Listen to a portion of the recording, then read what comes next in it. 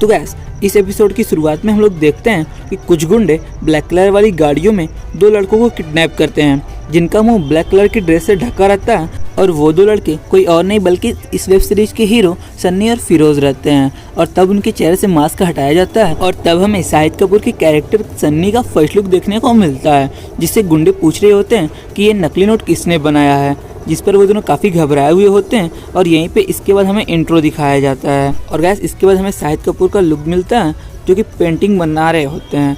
और यहीं पे हमें पता चलता है कि इस वेब सीरीज में वो एक मिडिल क्लास फैमिली वालों का रोल कर रहे हैं।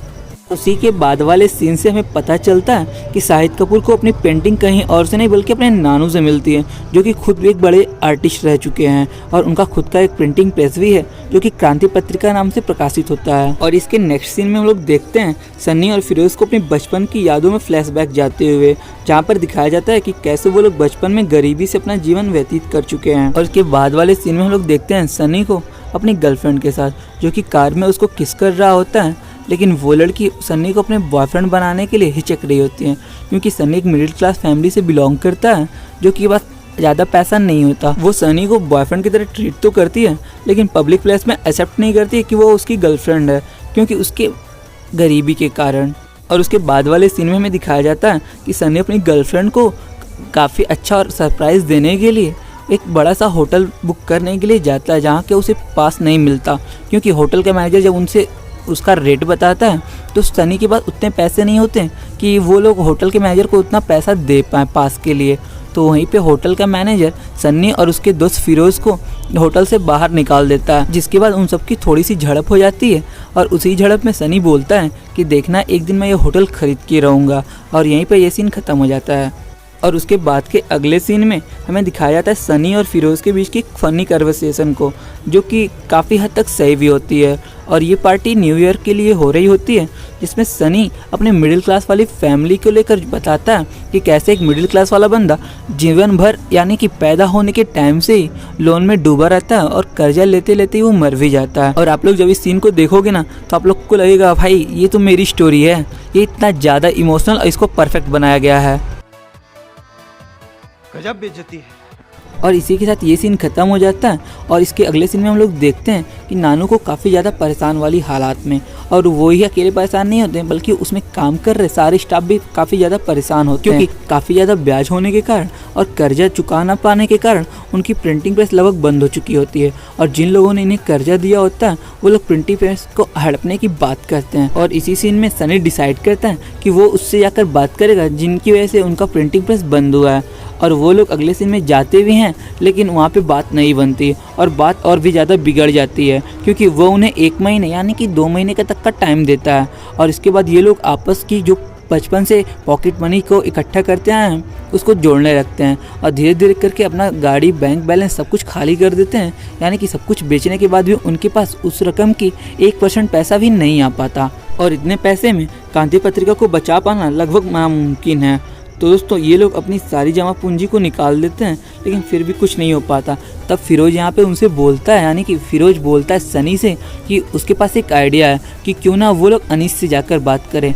दोस्तों अनीस एक ऐसा बंदा होता है जिसको सेकेंड हैंड काम यानी कि 2 नंबरी काम में ज़्यादा मजा आता है। उसकी ज़्यादातर कमाई इसी से होती है और उसकी पकड़ भी काफ़ी अच्छी मजबूत रहती है। तो वो अपने एक और बंदे से मिलवाता है जो कि काफ़ी हाई प्रोफाइल का तो नहीं लेकिन मिडिल क्लास का, जो वो हर चीज़ का डुप्लीकेट माल बनाते हैं। और फिरोज जब उस सीन में उनसे बात करके वापस घर आता है तो सनी वहाँ पे कुछ ड्राइंग कर रहा होता है। फिरोज के इतना ज़्यादा सुनाने के बाद भी सनी उस पर कॉन्सेंट्रेट नहीं करता और अपनी ड्राइंग पर लगा रहता है। और कुछ देर के बाद क्या दिखता है हमें दोस्तों, इस सीरीज़ का सबसे लाजवाब सीन, वो पर एक खड़ा का खड़ा नोट यानी कि पूरा का पूरा नोट बना देता है 500 का, जिस पर फिरोज बोलता है कि सनी तू पागल हो गया है क्या, हम ये नकली नोट बनाएंगे हम लोग जेल जा सकते हैं। जिस पे सनी बोलता है कि तेरे पास कोई और रास्ता है नहीं ना, तो चल हम यही करना होगा, क्योंकि उनके पास वो सब कुछ है जो एक नकली नोट बनाने के लिए चाहिए, यानी कि एक फर्जी नोट बनाने के लिए जो जो सामान चाहिए उनके पास वो सब है।